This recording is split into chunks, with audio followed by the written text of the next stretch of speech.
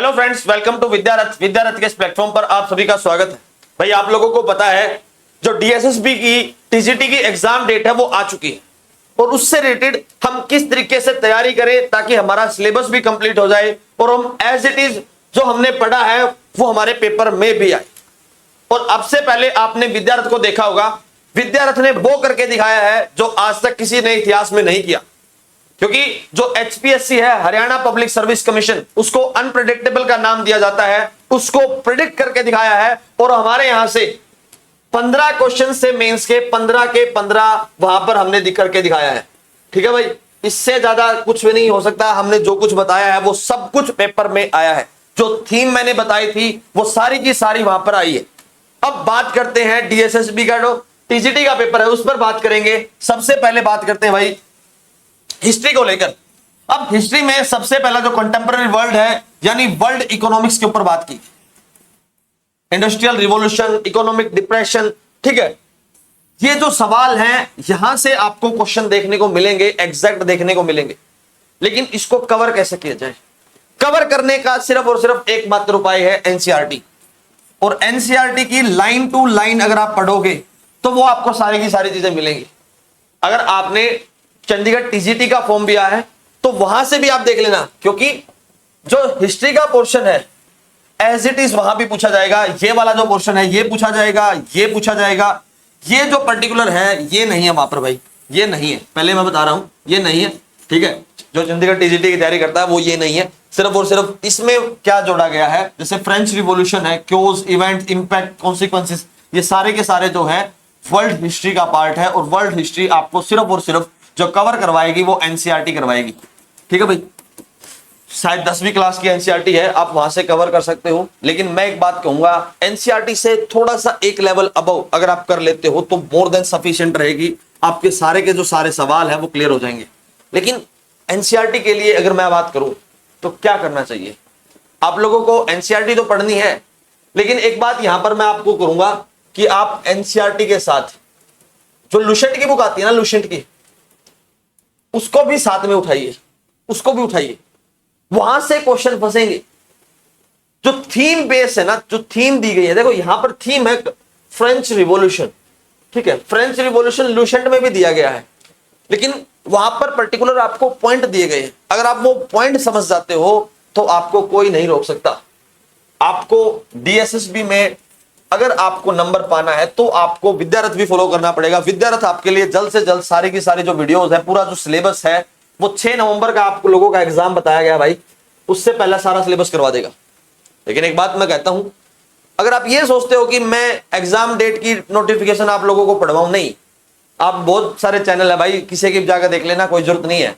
हम सिर्फ to the point और रेलिवेंट बातें करते हैं ताकि आपको फुल एंड सपोर्ट मिले। आपको सपोर्ट मिलना चाहिए जिसकी वजह से अगर मैं एक बात कहूं कि आपका सिलेक्शन हो जाए। अब आप देखोगे यहां पर सोशलिज्म, कार्ल मार्क्स की थ्योरी है। कार्ल मार्क्स की थ्योरी ने क्या कहा, सोशलिज्म होता क्या है, इंपैक्ट ऑफ सोशलिज्म, सारे के सारे वर्ड्स हैं। जो कैपिटलिस्ट सोसाइटी है, जो भाई एज इट इज मैंने तो वहां से उठाया है, जहां डीएसएसबी की जो साइट है वहां से उठाया है। कैपिटलिस्ट सोसाइटी को किस तरीके से विरोध किया कार्ल मार्क्स ने वो भी आपको बताना पड़ेगा। और कार्ल मार्क्स का पर्टिकुलर जो पॉइंट है वो आपको समझना, उसके रिगार्डिंग जो भी क्वेश्चन आएंगे आप देख लेना।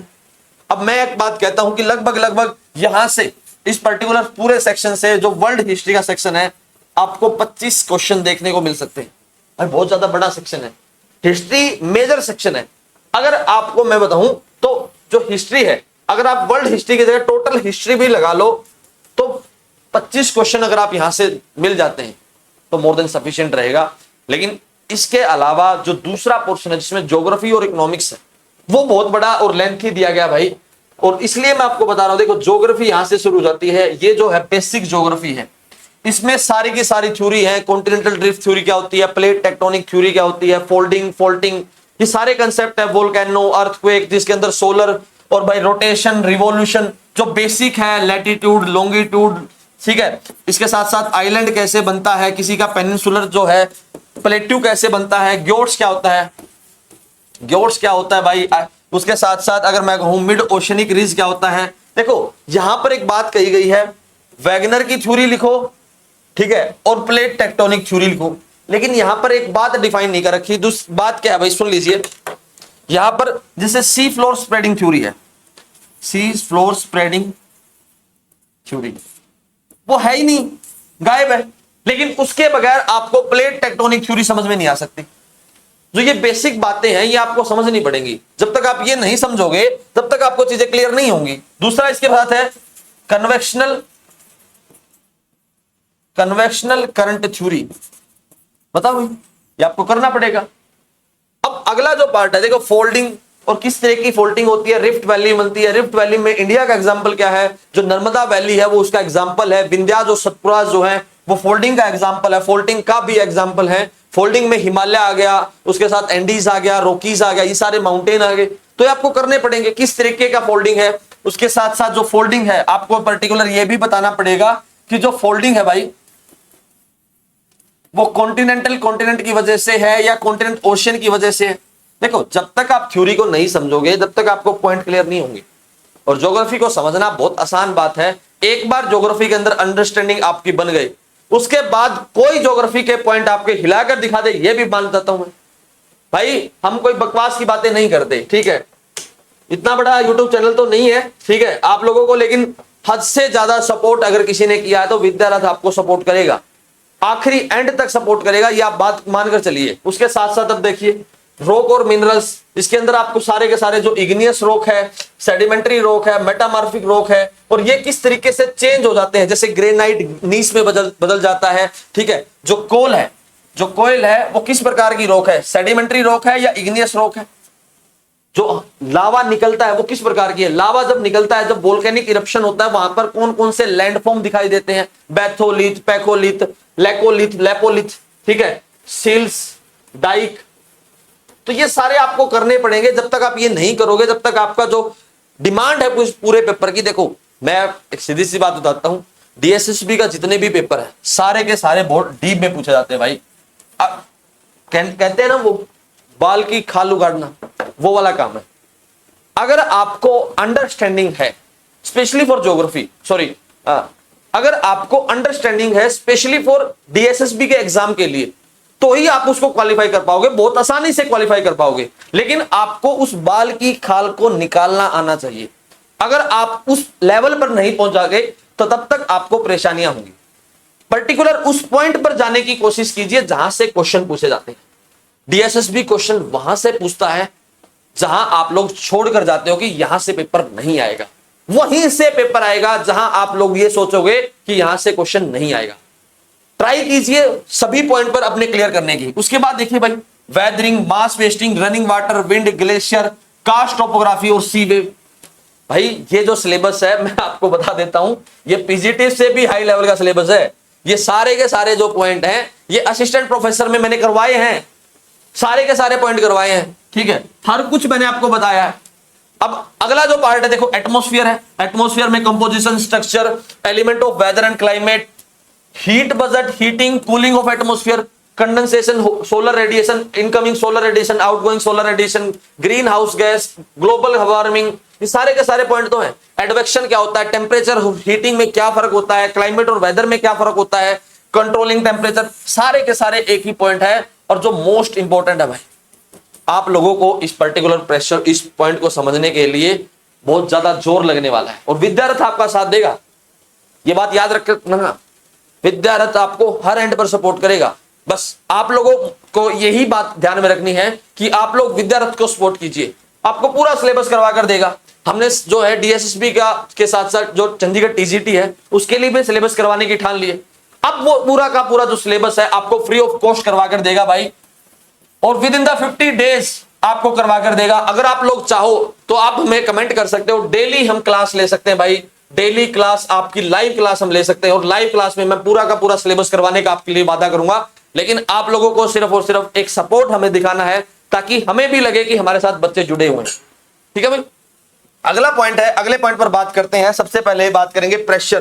देखो अब प्रेशर का पॉइंट आया, यहां पर प्रेशर बेल्ट पूछी गई, ITCZ पूछा जाएगा, पोलर हाई प्रेशर बेल्ट पूछे जाएगी, किस तरीके से बेल्ट सिस्टम बनता है, Hadley cell, Ferrel cell, polar cell, ठीक है। 4 डायनामिक सेल है, 3 डायनामिक सेल है और चार जो है धक्के से बनाई हुई हैं। उसके साथ साथ विंड आएगा, साइक्लोन, विंड में भी trade wind, westerlies, easterlies, monsoon, local wind, कितनी सारी विंड है। विंड और जो करंट है उसमें क्या फर्क है, साइक्लोन कहां बनता है, एंटी साइक्लोन कहां बनता है, टेम्परेट साइक्लोन में क्या फर्क है, और सिर्फ एंटी साइक्लोन में क्या फर्क है, वो सारी चीजें समझनी होंगी। और उसके लिए आपको प्रेशर बार समझना पड़ेगा, प्रेशर बार क्या होता है।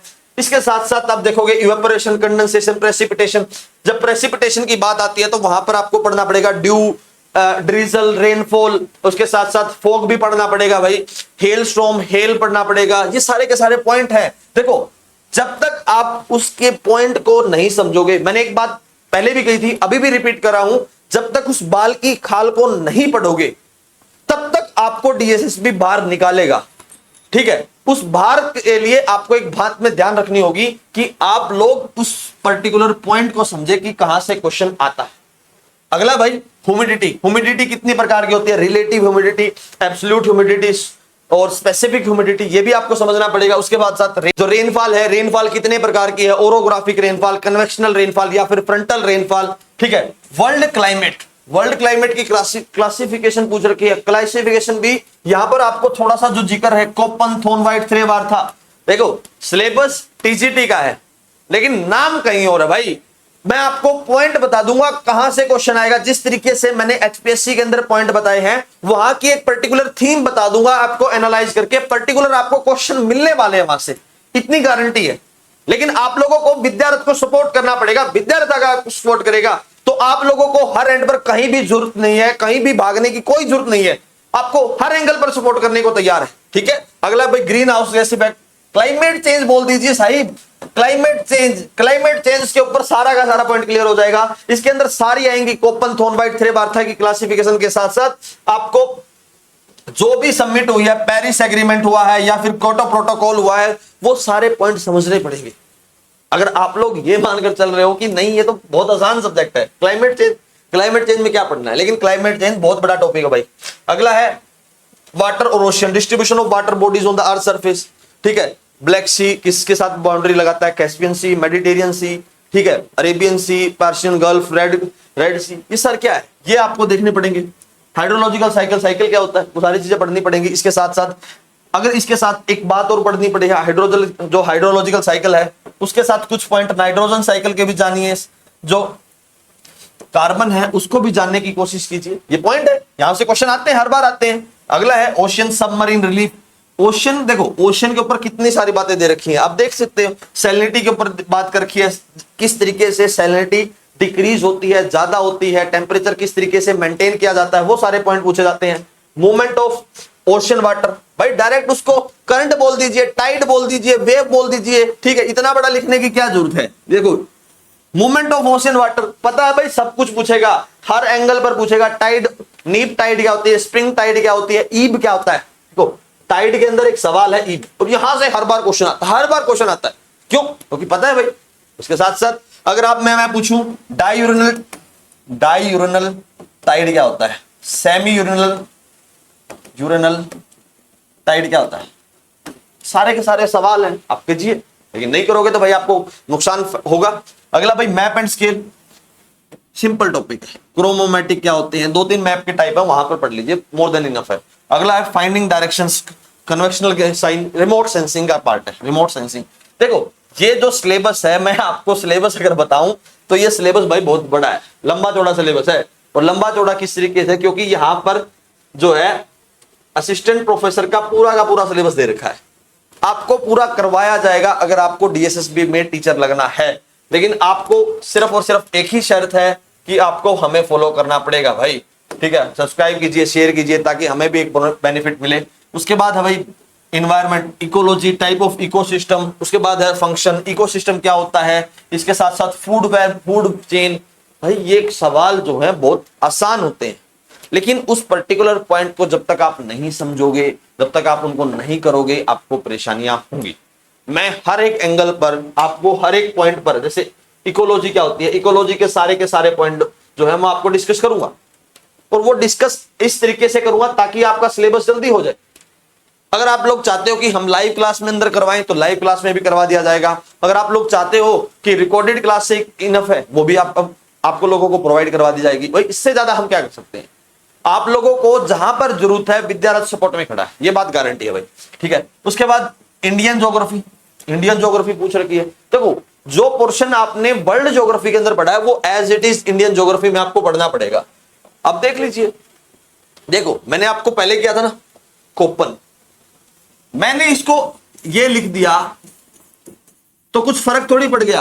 कोप्पन की क्लासिफिकेशन आपसे पूछी जाएगी और कोप्पन की classification a b c d और ई, ये 5 प्रकार के होते हैं। कीजिए, करनी तो पड़ेगी। उसके साथ साथ वेजिटेशन जो है एवरग्रीन फॉरेस्ट है, डेसिडियस फॉरेस्ट है, या फिर थॉर्न फॉरेस्ट है, मैंग्रूव्स है, पढ़ने पड़ेंगे। कौन सा मैंग्रूव कहां मिलता है, किस प्रकार के मैंग्रूव, सबसे ज्यादा मैंग्रूव कहां है, ये आपको करने पड़ेंगे। चलो भाई अगला क्वेश्चन है, देखो सेंसस। अब इसके अलावा आप लोगों को कुछ भी नहीं पढ़ना, ये भाई मोर देन इनफ है। यहां पर आपको कोई थ्योरी नहीं पढ़नी, आपको सिर्फ उसका जो सेंसस है, सेंसस 2011, वो आपको पढ़ना पड़ेगा। ठीक है भाई, अगला पार्ट है रिसोर्सेज एंड डेवलपमेंट। पर्टिकुलरली यहां से आपको जो ओर है, कार्बन ओर है या फिर आयरन ओर है, वो पूछे जाएंगे। ठीक है, अब देखिए meaning, nature, component of the resources, environmental resources, ठीक है, environmental technology interface EIA, environmental impact assessment EIA, ठीक है, कंजर्वेशन ऑफ वाटर की टेक्निक्स क्या है, मिनरल्स क्या है, फॉरेस्ट क्या है, फिशेस क्या है, ये आपको करनी पड़ेगी। अगर आप ये कर लेते हो तो मोर देन इनफ रहेगा। ठीक है भाई, आगे चलते हैं। आगे जब हम चलेंगे तो आपको 2-3 चीजें और मिलेंगी, agriculture, manufacturing, industry, lifeline of Indian economy. यहां से तो इंडियन इकोनॉमी शुरू हो जाती है, ठीक है, लेकिन यहां से ये जो पार्ट है भाई मोस्ट इंपॉर्टेंट है। ये जो वेट एंड ड्राई एग्रीकल्चर, ये सारे पार्ट है ना, ये विटल से की क्लासिफिकेशन है, विटल से क्लासिफिकेशन के द्वारा ये सारी चीजें आई थी। यहां पर आपको वो भी पढ़ना पड़ेगा, क्रॉप कॉम्बिनेशन क्या होता है, क्रॉप इंटेंसिटी क्या होती है, क्रॉप प्रोडक्शन क्या होती है, वो पढ़ना पड़ेगा। इसके साथ मैन्युफैक्चरिंग है। अब देखो क्लासिफिकेशन, लोकेशन फैक्टर, ये डायरेक्ट बोल दीजिए भाई, वेबर का कंसेप्ट समझा दीजिए, इससे ज्यादा क्या होगा। अगर वेबर का कंसेप्ट आप यहां पर पढ़ लोगे तो सारी की सारी हो जाएगी। इसके साथ साथ आपको जो इंडस्ट्रीज है, जैसे एल्यूमिनियम इंडस्ट्री है, जूट इंडस्ट्री है, आयरन एंड स्टील इंडस्ट्री है, मिनी स्टील प्लांट्स हैं, टेक्सटाइल इंडस्ट्री है, शुगर प्लांट है, शुगर इंडस्ट्री आप लगा लीजिए, सारे के सारे पूछ रखे हैं। Sugar, cotton, textile, iron, steel, मैंने तो पढ़े भी नहीं है, आपके सामने पढ़ रहा हूं। मैंने पहले ही बता दिया ये सवाल आएंगे, आप मैंने कौन देख के बताया, लेकिन नहीं। ठीक है, अगला भाई इंडियन इकोनॉमी। देखो इंडियन इकोनॉमी में ऐसा तो कुछ होता नहीं, इंडियन इकोनॉमी बहुत आसान होती है, लेकिन भाई यहां पर दिया गया है, देखो transportation, next communication, road, railways, water, पूरा का पूरा जो ट्रांसपोर्ट सिस्टम है वो आपको पढ़ना पड़ेगा। इसके साथ साथ आपको एक थ्योरी आती है भाई, एडवर्ड उलेमान। ठीक है, आपको सिर्फ कुछ नहीं करना, इस एडवर्ड उलेमान की थ्योरी के पॉइंट जानने हैं ताकि आपको ये सारा समझ में आ जाए। इसके साथ साथ एक बुक मैं रिकमेंड करूंगा, पेरियार की बुक आती है भाई, इंडियन ज्योग्राफी की, इंडियन ज्योग्राफी, भाई उसका रट्टा मार लो, मोर देन सफिशिएंट है, मोर देन सफिशिएंट है। इंडियन ज्योग्राफी की बुक आती है पेरियार नाम की, और उसके बाद भाई डॉल्फिन छप रही है, डॉल्फिन, ठीक है, ग्रीन कलर की बुक है, मात्र 120 रुपए या 130 रुपए की मिल जाओगी, मोर देन सफिशिएंट है इंडियन ज्योग्राफी करने के लिए। अगर यहां से कर लोगे तो एक भी क्वेश्चन गलत नहीं होगा, लेकिन रट्टा मार के गोल का पीनी पड़ेगी, पहला बता रहा हूं। लेकिन नहीं, आप लोग नहीं करोगे भाई, देखो करे वही का भाई जिसके मन में करने की क्षमता है, जलता वही है जिसको भूलने की आदत है। लेकिन आप लोग करो तो जब आपको अंदर एक आग हो, अगर आप लोगों ने वो आग पैदा कर ली तो आपको कोई रोक के दिखा दे, ये भी गारंटी है आपका सिलेक्शन होगा 100%। अगला भाई डिजास्टर का भाई सारे के सारे तो करने पड़ेंगे, लेकिन डिजास्टर के लिए आपको कुछ पॉइंट समझने पड़ेंगे। बेसिकली ये जो डिजास्टर का पॉइंट है ये आपको एनालिटिक में आता है। अगर आपको उसका एनालिटिक्स समझ में आ गया, उसका एप्लीकेशन पार्ट समझ में आ गया, एप्लीकेशन, तो भाई मोर देन सफिशिएंट है, इससे बाहर नहीं आएगा। सुनामी में क्या इफेक्ट है, जैसे अब फ्लड आई हुई है पंजाब के अंदर, उसके क्या साइड इफेक्ट है, दिल्ली के अंदर आई है, रिवर के अंदर फ्लड आ जाती है, उसके बाद फ्लैश फ्लड क्या होता है, ड्रोट क्या होता है, फेमाइन क्या होता है, उसके साथ साथ tsunami, tsunami the killer sea wave, इसको क्यों कहा जाता है? सीधी सी बात है, क्यों कहा जाता है? सुनो भाई, इसलिए कहा जाता है क्योंकि जो वेव है उसकी हाइट इतनी ज्यादा होती है, वो पूरे पानी, पूरे एरिया को बहा कर ले जाती है। That's all effect. ठीक है, अगला भाई, alternative communication system, safe construction, ये उसी का पार्ट है भाई, सॉरी, डिजास्टर मैनेजमेंट का। अगला है component of production, people as resources, pure economics, pure economics, population, education, health, unemployment. Employment कितने प्रकार का है, अनएम्प्लॉयमेंट में क्या होता है, economic activity, primary activity, primary activity, secondary, tertiary, ठीक है, क्वार्टनरी और क्विनरी, ये सारे टाइप है। अगर आप ये लोग कर ले तो मोर देन इनफ है। ठीक है, एजुकेशन में आप लोग पढ़ोगे एजुकेशन कितने प्रकार की है, एजुकेशन के लिए क्या क्या होना चाहिए, क्या रिस्पेक्टिव सब्जेक्ट हैं, क्या चीज होनी चाहिए, वो सारे पॉइंट। अगला भाई, poverty as a challenge. Poverty भाई, पॉवर्टी को समझने के लिए आपको उसके जो कमेटी है, जैसे तेंदुलकर कमेटी है, एक मेहता कमेटी है, वो सारी जो कमेटी है उनके नाम याद करने पड़ेंगे और बताना पड़ेगा कि पॉवर्टी लाइन क्या होती है। पॉवर्टी से रिलेटेड एक दो ग्राफ है, वो ग्राफ भी आपको पढ़ने पड़ेंगे। पूरा का पूरा सिलेबस विद्यारथ आपको करवाएगा, लेकिन आपको विद्यारथ का साथ देना पड़ेगा। विद इन 50 डेज आपको पूरा सिलेबस करवा दिया जाएगा। ठीक है भाई, अगला देखो, फूड सिक्योरिटी, ग्रीन रिवॉल्यूशन, भाई डायरेक्ट बोल दो, high yielding variety seed, fertiliser बोल दो, फर्टिलाइजर इंडस्ट्री बोल दो, फर्टिलाइजर इंडस्ट्री। ठीक है, buffer stock, issue price spot, MSP बोल दो, एमएसपी बोल दो, एमआरपी बोल दो, जीएसटी बोल दो भाई, जीडीपी बोल दो।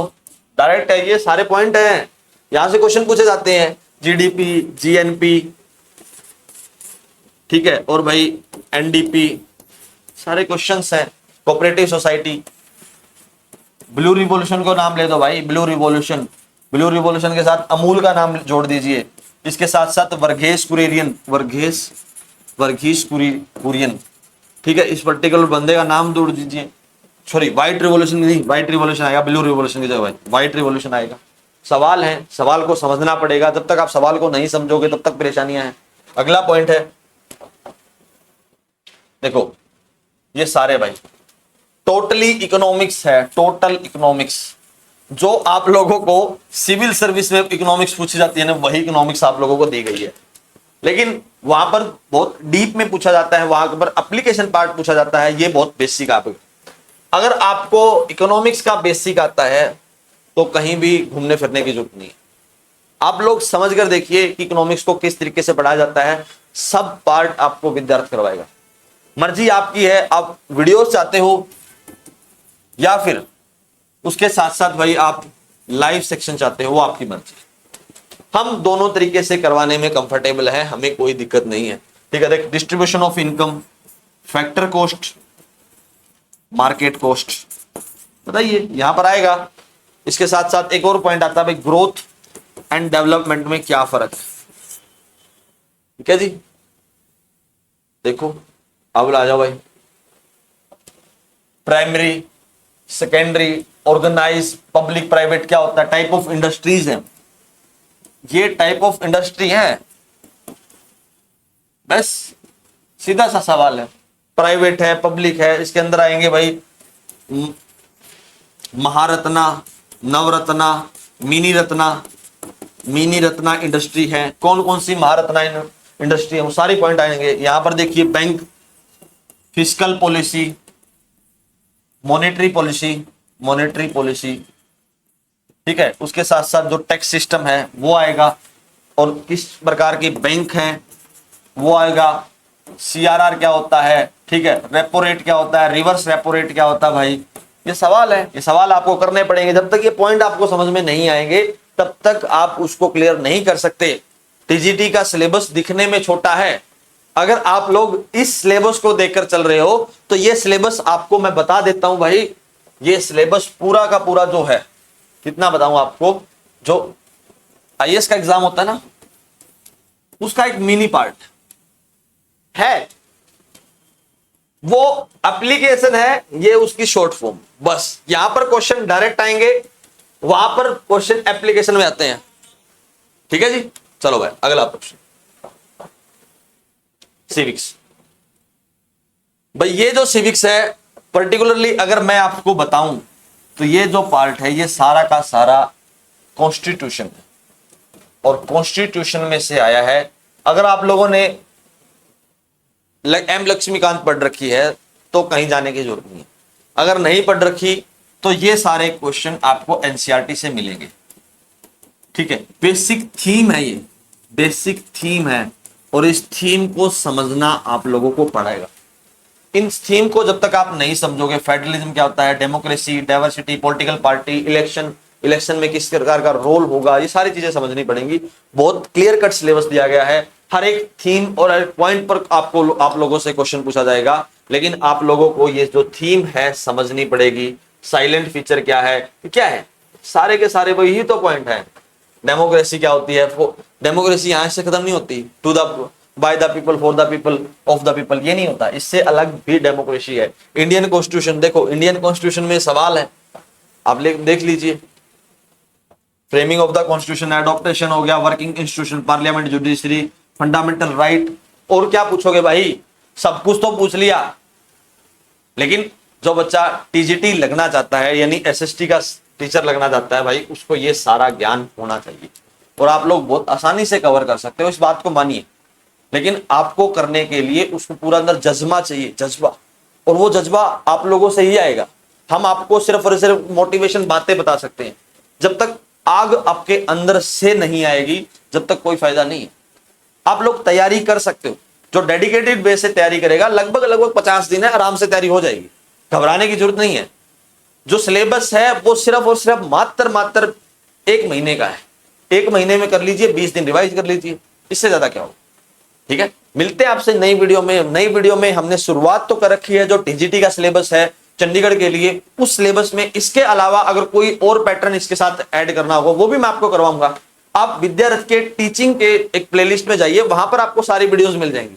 अब विद्यारथ आपको पूरा का पूरा जो सिलेबस है, इवन चंडीगढ़ टीजीटी का जो सिलेबस है वो भी आपको करवाएगा, इसी के अंदर करवाएगा, और जो डीएसएसबी का सिलेबस है वो भी पूरा करवाएगा, और विद इन 50 डेज करवाएगा। रोज आपको एक वीडियो पक्का मिलेगी, या फिर वो लाइव मिले या फिर वीडियो मिले, आपको एक वीडियो पक्का मिले। That's all for today, thank you very much and please subscribe to विद्यारथ।